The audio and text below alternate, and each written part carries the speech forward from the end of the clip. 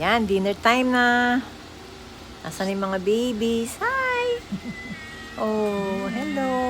Dalawa lang kayo. Asan na isa? Asan na siya? Ay. Sige, kain na kayo ha.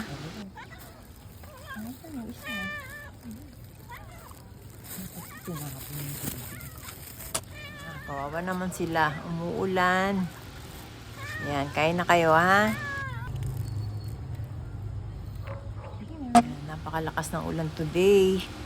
Buti hindi sila nabasa. Buti nga huminto na yung ulan.